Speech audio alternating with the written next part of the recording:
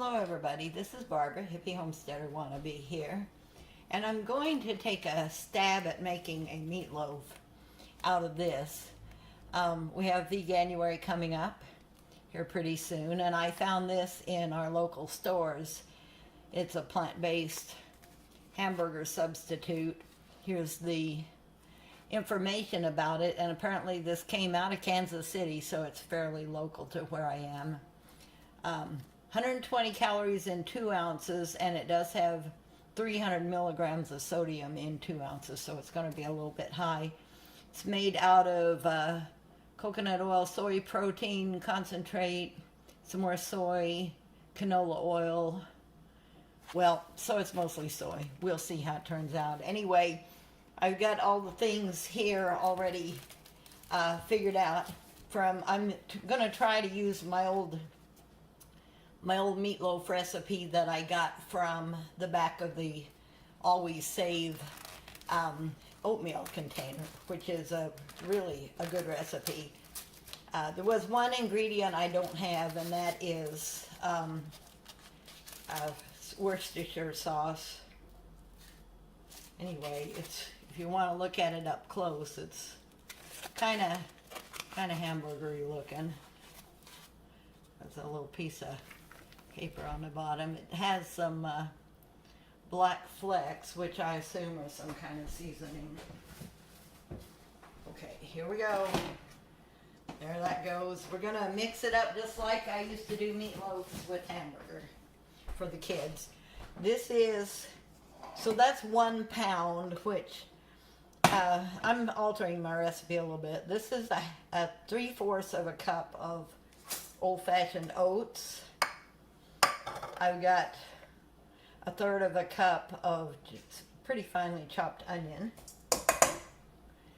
I've got 1/4 of a cup of finely chopped bell pepper. This is red bell pepper. I think green would probably be a little tastier, but this is something I had, and anytime I can slip a little more vegetable matter in, I usually do it. Plus it'll look pretty in there, I think, or it'll just add to the redness. I've got seasonings that I've got here are a 1/2 teaspoon each of onion powder, garlic powder, and celery salt. And then I've got about 1/8 of a teaspoon of black pepper. So I'm not going to add any salt to it. Now, if you wanted to make it vegan, you would want to use flax egg or an egg replacer for this, for the eggs. But since I have chickens, and I know my chickens are pretty well cared for and pretty happy birds, I'm going to stick a couple of there. Now, those are really small eggs, so about the equivalent of a normal one, probably. And then this is about 1/3 of a cup, I think, of or a 1/4 of ketchup, and then I'll probably top it with ketchup. And then all I'm going to do is just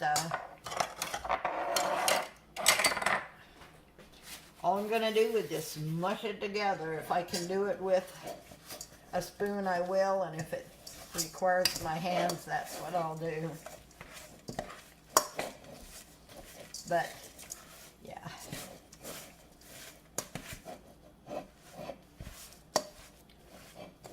I always like this big spoon for mixing up things like this or cookie batter, because it's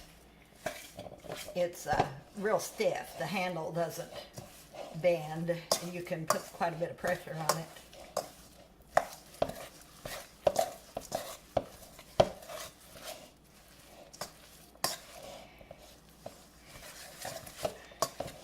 I was going to check and see if it seemed like it needed a little more egg or whatever to make it wetter.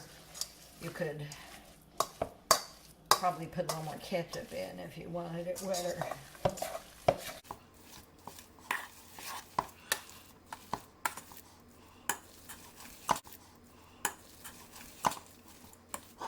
Probably fine. I do think I'm going to add another egg. I'm going to pause. Little tip, whenever you have farm eggs, you can see how little that egg is. You really ought to always break them into a separate container for, where am I? Okay. A separate container first, just in case you've got one that's about half developed that you missed and has been sitting under a broody hen. I have broody hens out there right now, by the way, so that one looks pretty good.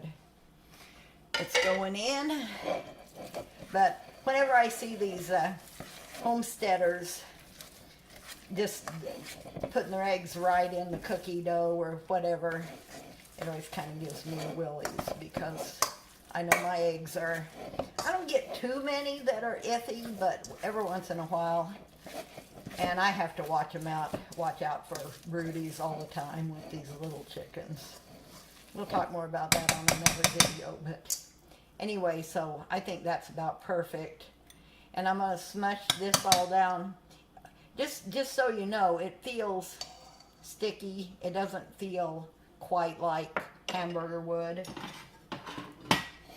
Anyway, I've got one of these stoneware type of loaf pans, and I'm gonna put it in that.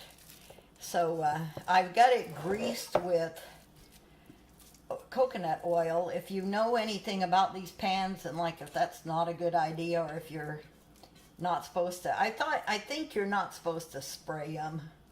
I've had mixed results with cooking in that. Some things stick pretty bad, so I don't know.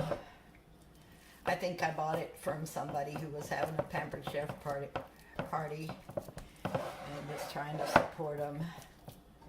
So anyway, this is it. That looks pretty good. Try to leave some room around the outside so I can get a scoop or something in there to get it out when it's done. I will probably let it sit in the fridge for a few hours because I want to have it nice and hot for my son. He's a real fan of Meatloaf, and that's one reason I wanted to make this. But what I always did when I got it to this point is just kind of, and I know y'all have seen this before, you know, there's different ways of making meatloaf, and there's some ways that kids really hate it, and there's some ways they actually rather like it. And I think the way they hate it is when you use the package of onion soup mix and go that real oniony route. But this way is not real super oniony, and I think they'll like it. So I put that on kind of like frosting, you know.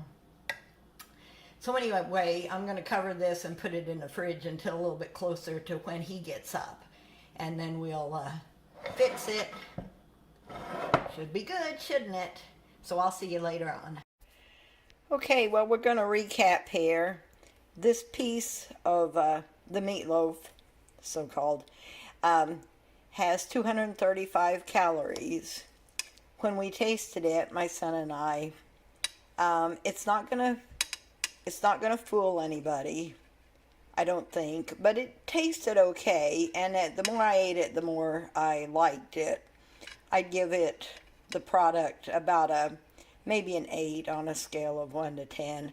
It's a little bit expensive, a little bit high in fat and salt, so I probably won't get it again, but anyway, it was worth the effort, and I think the recipe would be improved with maybe some beef bouillon, you know, a vegetarian beef bouillon flavoring or something like that to bring out the meatiness, because it really didn't taste like meat. But my son liked the texture, so there's that.